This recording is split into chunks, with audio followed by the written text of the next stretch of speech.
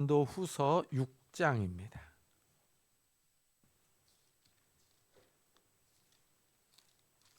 고린도후서 6장 1절부터 10절까지 저와 여러분이 한 절씩 교독하겠습니다. 신약성경 291페이지입니다. 고린도후서 6장 1절부터 10절입니다.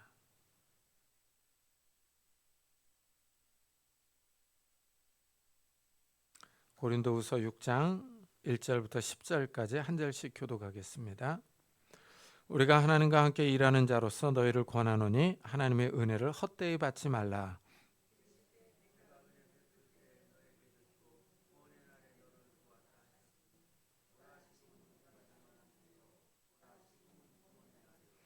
우리가 이 직분이 비방을 받지 않게 하려고 무엇이든지 아무에게도 거리끼지 않게 하고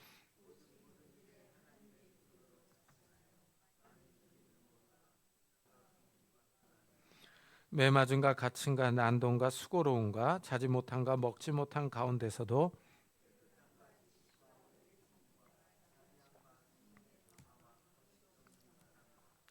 진리의 말씀과 하나님의 능력으로 의의 무기를 좌우해 가지고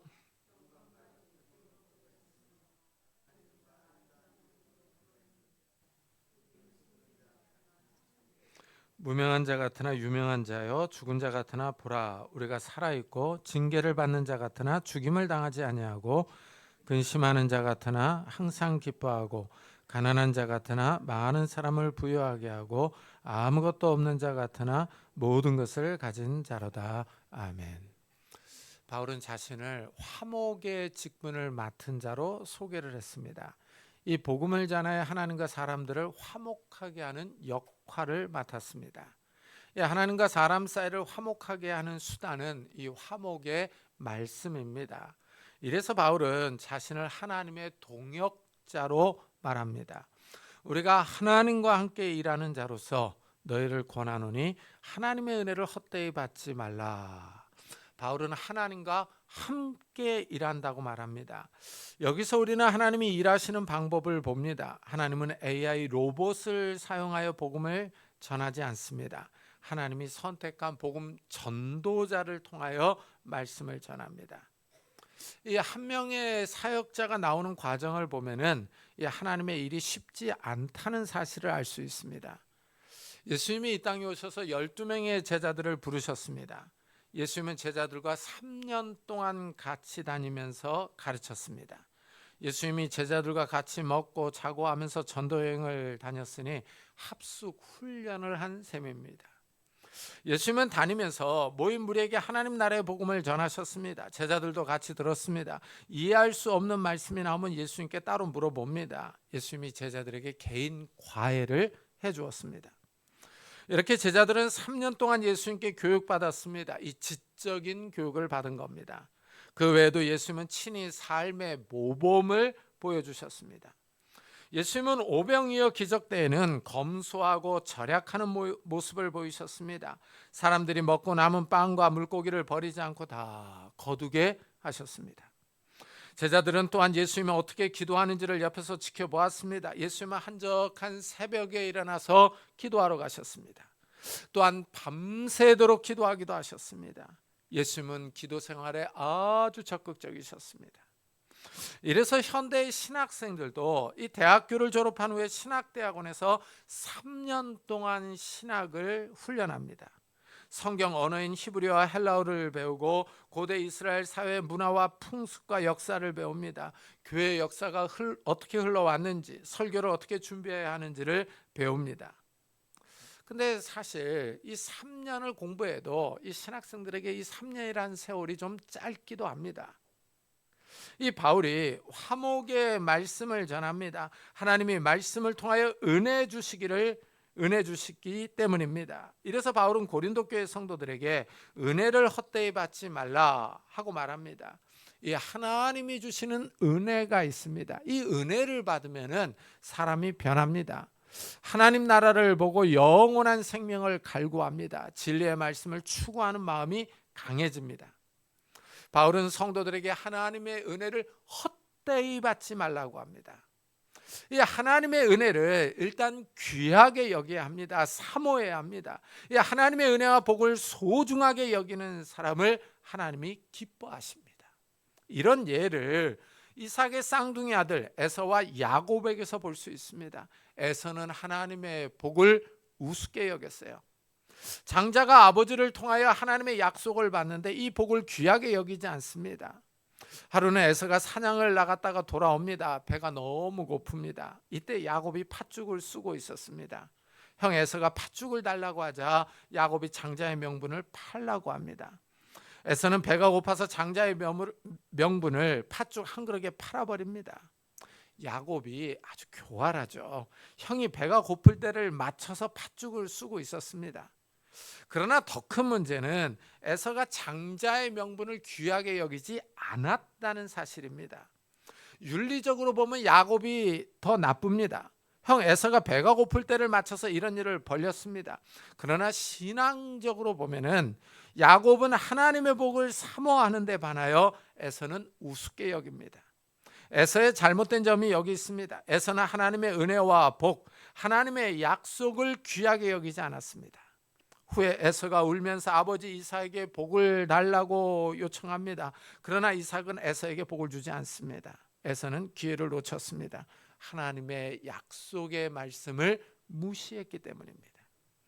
이래서 에서는 큰아들로 하나님의 약속을 받아야 했지만 하나님의 약속에서 제외됩니다. 둘째인 야곱이 하나님께 인정을 받습니다.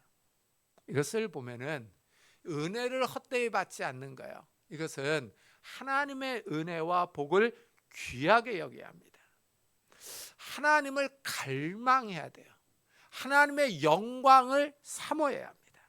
하나님이 말씀을 통하여 우리에게 약속하고 있는 것들을 소중하게 여겨야 합니다. 말씀을 귀히 여기는 사람들이 하나님께 복을 받습니다. 하나님의 생명과 은혜와 영광에 참여합니다. 하나님은 말씀을 통하여 우리에게 영생을 약속하십니다. 하나님 나라의 기업의 영광에 참여할 것을 말씀하십니다. 이 하나님의 은혜에 참여하는 방법은 이 말씀과 기도와 성례가 있죠. 하나님이 화목의 말씀을 통하여 찾아오십니다. 이 말씀을 통하여 하나님께서 자신을 드러내세요. 이 사무엘 선지자가 하나님께 찾아오시는데 이 말씀을 통해서 왔다고 그러죠. 여호와께서 실로에서 다시 나타나시되 여호와께서 실로에서 여호와의 말씀으로 사무엘에게 자기를 나타내시니라. 이 여호와 하나님께서 찾아오시는데 말씀으로 자기를 나타내셨다고 합니다. 하나님의 살아계심을 말씀으로 드러냅니다. 하나님의 말씀이 신기합니다. 말씀이 자꾸 살아있어서 우리의 영혼을 깨웁니다. 우리 삶에 관여합니다. 우리 마음을 충동해서 자꾸 생각나게 하고 관심을 기울이게 합니다. 어려울 때는 자꾸 우리에게 기도하게 합니다. 성령께서 말씀을 통하여 우리를 충동하시는 겁니다. 생각나게 하고 기도하게 하고 행동하게 합니다.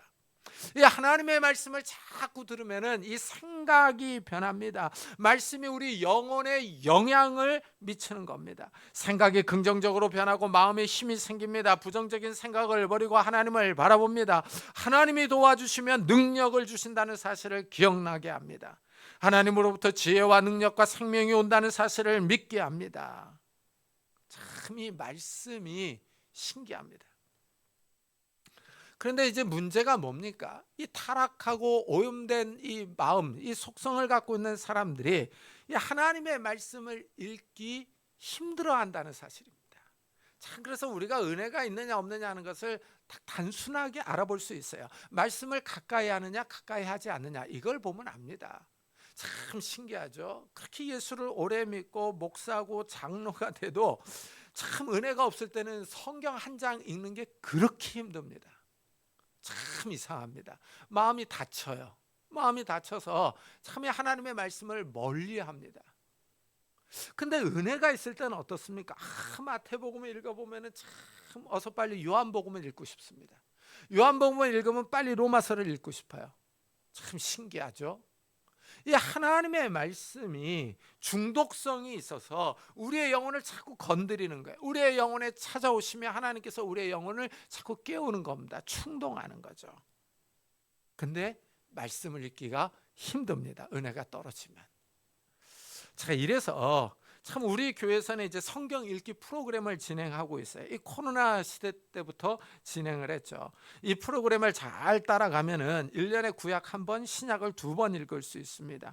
이 성경을 규칙적으로 읽을 수 있어서 다 함께 읽을 수 있어서 너무 좋습니다.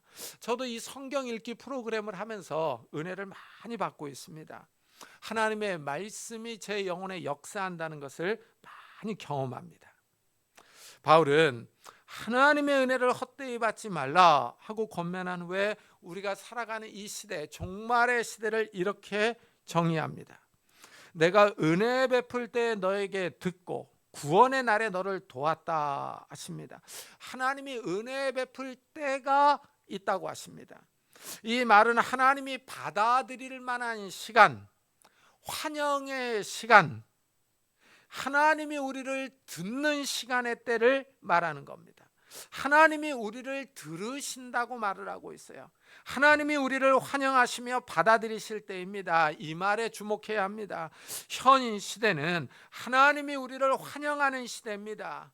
이 말은 하나님이 환영하지 않을 시대가 있다는 의미를 내포하고 있습니다. 하나님이 우리를 듣지 않는 시대, 하나님이 우리를 인정하지 않는 시대가 있습니다. 하나님이 인간에게 은혜를 베풀지 않는 시대가 온다는 겁니다. 하나님이 은혜를 베푸시는 시대는 구원의 시대입니다. 하나님의 구원의 문이 열려 있는 때입니다. 하나님의 말씀이 전 세계에 선포되는 이때죠. 그래서 이때를 가리켜서 종말의 때라고 합니다. 하나님이 이방인들에게도 구원의 복음을 들려주시는 때입니다. 하나님이 화목의 말씀을 통하여 사람들을 부르시는 때입니다. 이래서 바울은 보라 지금은 은혜 받을 만한 때요, 보라 지금은 구원의 날이로다 하고 말합니다. 지금이 복음이 선포되는 현대가 하나님 나라에 들어갈 수 있는 때입니다. 이 문이 닫히면 하나님 나라에 들어갈 수가 없습니다. 한 번 닫힌 구원의 문은 열리지 않습니다. 밖에서 아무리 애절하게 불러도 열어주지 않습니다. 이 기회를 놓친 사람들은 하나님 나라에서 쫓겨나 바깥 어두운 곳에 들어가 슬피 울며 이를 갈 것입니다. 구원에서 제외되는 겁니다. 바울은 화목의 직분을 맡아서 은혜의 시대에 화목의 말씀을 전합니다. 이래서 바울은 자신의 행동을 조심합니다. 우리가 이 직분이 비방을 받지 않게 하려고 무엇에든지 아무에게도 거리끼지 않게 한다고 말합니다. 바울은 화목의 직분이 비난을 받지 않게 하려고 애쓰고 있습니다. 혹시 자신의 행동과 말 때문에 이 직분, 이 사도의 직분이 욕을 얻어먹을 수 있기 때문입니다. 사실 사역자의 인격이 부족해서 사역자가 욕을 먹을 수 있습니다. 하지만 문제는 사역자가 맡은 직분입니다. 이 바울의 말과 행동을 통해서 하나님이 세우신 사도 직분이 비난을 받고 욕을 먹을 수 있습니다. 이것은 오늘날도 마찬가지입니다. 이 목사들이 잘못해서 이 목사 직분이 비방을 들을 수 있기 때문입니다. 하나님께 영광이 되지 않습니다. 우리가 지금 살아가는 시대에 이 경제가 아주 중요합니다. 그래서 이 목사들 가운데 이 세속화된 목사들이 있어요. 그래서 이 목사들이 돈을 좀 밝히기도 합니다. 이래서 시험에 드는 교회가 많습니다. 이 강단에서 헌금을 너무 적게 낸다고 아주 적나라하게 말하는 목사도 있습니다. 헌금을 마치 투자처럼 권유하기도 합니다. 많이 투자한 사람이 많은 이익을 남기는 것처럼 하나님께 11조를 드리면 큰 복을 받는다고 말합니다. 하지만 하나님은 돈이 부족한 분이 아닙니다. 어떤 분이 은혜를 받았어요. 은혜를 받고 이제 교회를 갔습니다. 교회 가서 예배를 드리는데 가만히 보니까 성도들이 헌금을 합니다. 그래서 옆 사람에게 물어봤어요. 헌금을 얼마나 해야 합니까? 하고 옆 사람한테 물어보니까 옆 사람이 11조를 해야 한다라고 말하는 거예요. 이 사람이 이 말을 듣고 깜짝 놀랐습니다. 그러면서 벌컥 화를 냅니다. 아니 무슨 하나님이 11조를 요구하냐고 승질을 내는 거예요. 이 사람이 11억도 아니고 11조를 내야 한다고 하니까 놀란 겁니다. 하나님이 우주 만물을 만드신 분이에요. 창조주이죠. 하나님이 돈이 필요해서 성도들의 돈을 갈취하지 않습니다. 하나님은 성도들에게 복을 주십니다. 돈을 빼앗아가는 분이 아니라 복을 주시는 분이죠. 목사들이 돈을 밝혀서 하나님께 영광이 되지 않을 뿐입니다. 참 또 어떤 목사는 보면 이게 이 성적인 문제로 뒷담화의 주제가 되기도 합니다. 이 사람이 욕을 먹는 것은 상관이 없는데 문제는 그 사람이 맡고 있는 직분입니다. 그 직분까지 욕을 먹고 비방을 받습니다. 하나님의 이름에 먹칠을 하는 겁니다. 그 사람 때문에 하나님이 비방을 받습니다. 사도 바울은 혹시라도 이런 일이 생길까 봐 매우 조심합니다. 사람들의 시선에 신경을 쓰는 거죠. 자신의 행동과 말에 주의합니다. 이래서 다른 사람 앞에 거리끼는 것을 놓지 않으려고 노력합니다. 그러니까 사람이 가는 길에 이 방해물을 놔서 걸려 넘어지게 할까 봐 조심하는 겁니다. 성도들 앞에 이상한 것을 놓아두는 사람들이 있어요. 마치 돌부리에 걸려 넘어지는 것 같이 성도들이 시험에 들도록 합니다. 돈을 빌려달라고 하는 사람도 있습니다. 그러면서 그 많은 돈을 죽을 때 가져가는 것도 아닌데 하나님께 바치라고 강요하는 사람도 있어요. 이런 말로 그 사람 앞에 걸림돌을 놓는 겁니다. 바울은 이런 행동을 하지 않습니다. 오직 모든 일에 하나님의 일꾼으로 자천하여 많이 견디는 것과 환난과 궁핍과 고난과 매맞음과 갇힘과 난동과 수고로움과 자지 못함과 먹지 못한 가운데 있다고 말합니다. 바울은 하나님의 일꾼으로 고난 가운데 오래 참고 인내합니다. 이 화목의 말씀을 전하는데 오는 어려움을 참습니다. 그런데 그 어려움이 강도가 셉니다. 화목의 말씀을 전하는데 오는 어려움이 어마어마합니다. 매를 맞고 옥에 갇힙니다. 많은 수고를 하는데 자지도 못하고 먹지도 못합니다. 그렇다고 높은 연봉을 받는 것도 아닙니다. 사도 바울의 고난을 보면은 우리는 저절로 고개를 숙이지 않을 수가 없습니다. 이 바울이 한 번은 돌에 맞아서 죽을 뻔합니다. 죽다 살아났습니다. 그런데도 복음을 전하러 나갑니다. 이런 어려움을 견디고 참음으로 자신을 하나님의 일꾼으로 자천하는 겁니다. 이 고난이 하나님의 종이라고 하는 것을 추천해 주는 거예요. 참 이것을 보면은 주의 종이 되는 거예요. 쉽지 않습니다. 그런데 주의 종은 이런 어려움만 참는 것이 아닙니다. 더 적극적으로 해야 할 일이 있습니다. 그래서 6절과 7절을 보면요, 깨끗함과 지식과 오래 참음과 자비함과 성령의 감화와 거짓이 없는 사랑과 진리의 말씀과 하나님의 능력으로 의의 무기를 좌우에 가지고 하고 말합니다. 이 화목의 말씀을 전하는데 어려움은 기본이에요. 어려움은 견뎌야 합니다. 여기에 윤리적으로 깨끗해야 돼요. 그래서 여기 보면 깨끗함, 자비, 거짓이 없는 사랑을 얘기를 하고 있어요. 그리고 이 이성적으로나 물질적으로나 다른 사람에게 비난받을 일을 하지 말아야 합니다. 여기에 인격도 좋아야 돼요. 오래 참고 자비해야 합니다. 또한 하나님의 말씀을 전하려면 진리의 말씀을 잘 분별할 수 있는 지적인 능력도 필요합니다. 하나님의 말씀을 전하려면 그 말씀을 잘 이해하고 해석해야 합니다. 이거 보면 목사는 공부를 많이 해야 합니다. 여기에 또 능력도 필요합니다. 아무리 논리적으로 복음을 잘 전해도 사람들이 부패해서 말씀을 잘 받아들이지 않습니다. 이런 사람들에게 복음을 전하려면 능력이 있어야 합니다. 이 능력은 기도를 통해서 오죠. 참 이 하나님께 도움을 요청할 때 성령께서 능력을 부어주십니다. 화목의 직분을 감당하기 위해서 자격을 갖춰야 하는데 참 이 필요한 이 요소들을 보면은 주의 종이 결코 쉽지 않습니다. 고난도 견뎌야 되죠. 경제적인 어려움을 이겨내고 윤리적으로 깨끗해야 합니다. 말씀을 잘 이해하고 설교하는 지적 능력도 필요합니다. 기도로 하나님의 능력을 덧입어야 합니다. 좋은 인격도 있어야 합니다. 참 이러니 좋은 목사가 나오는 게 쉽지 않은 거예요. 그냥 이 좋은 목사가 나오지 않는 모습을 보면서 야, 이 목사 되는 게 힘들구나 라는 것을 이 말씀을 통해서 보면 알 수가 있어요. 참 이 화목의 말씀을 전하는 일이요, 이게 단순한 일이 아닙니다. 노력해야 하는 일이죠. 그리고 이 화목의 직분은요, 세상적으로 보면 별 볼 일이 없습니다. 하지만 하나님이 아주 귀하게 여기십니다. 이래서 화목의 직분은 이중성이 있어요. 8절부터 보세요. 영광과 욕됨으로 그러했으며 악한 이름과 아름다운 이름으로 그러했느니라. 우리가 속이는 자 같으나 참되고 무명한 자 같으나 보라 유명한 자여, 죽은 자 같으나 보라 우리가 살아있고 징계를 받은 자 같으나 죽임을 당하지 아니하고. 여기 보니까 이중적인 모습이 있습니다. 영광과 욕됨이 있어요. 악한 이름과 아름다운 이름이 있습니다. 근데 참 이 사도 바울이 복음을 전할 때 유대인들이 바울을 고소했어요. 그 고소할 때 이렇게 고소를 했어요. 이 사람은 전염병 같은 자라, 천하에 흩어진 유대인을 다 소유하게 하는 자요 나사렛 이단의 우두머리라 하고 고발을 했습니다. 이 바울을 가리켜서 전염병이라고 합니다.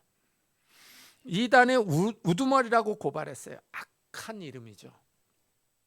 하지만 바울은 사도였으며 하나님과 함께 일하는 자이며 화목의 직분을 맡은 사람이었습니다. 이렇게 바울에게 이중적인 이름이 있었어요.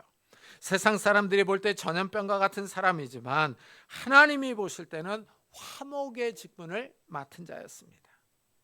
이 사람들에게 매를 맞고 돌에 맞아 죽은 사람처럼 보였지만 살아 있었습니다. 옥에 갇혔지만 죽지 않았어요. 이래서 바울은 근심하는 자 같으나 항상 기뻐하고, 가난한 자 같으나 많은 사람을 부유하게 하고, 아무것도 없는 자 같으나 모든 것을 가진 자로다 하고 말합니다. 여기 반전이 있지 않습니까? 이중성이 있는데 반전이 있는 거예요. 근심하는 자 같으나 항상 기뻐한다. 가난한 자 같으나 많은 사람을 부유하게 한다. 아무것도 없는 자 같으나 모든 것을 가진 사람이다 라고 말합니다. 이 사도와 우리 사이에는 정도의 차이가 있지만은 우리 성도들도 이런 모습을 갖고 있죠. 세상적으로는 별 볼 일이 없는 것 같지만 하나님 앞에서 아주 귀한 사람들이죠. 우리가 세상적으로 근심할 수 있습니다. 경제적으로도 근심할 수 있고, 복음을 전하다 당하는 핍박으로 인해서 근심할 수 있습니다. 그렇지만 하늘의 영광으로 기뻐하는 사람들이죠. 우리가 이 땅에서 가난할 수 있습니다. 그렇지만 우리가 말씀으로 모든 사람을 부유하게 할 수 있습니다. 창조주 하나님, 전능하신 하나님을 옆에 사람들에게 전할 수 있기 때문이죠. 아무것도 없는 것 같지만 하나님 나라의 영광을 소유한 사람들입니다. 우리 성도들에게도 이런 이중성이 있어요. 우리는 이 땅에 두 발을 딛고 살아갑니다. 하지만 우리의 두 눈은 하나님의 영광을 바라보면서 살아가는 거예요.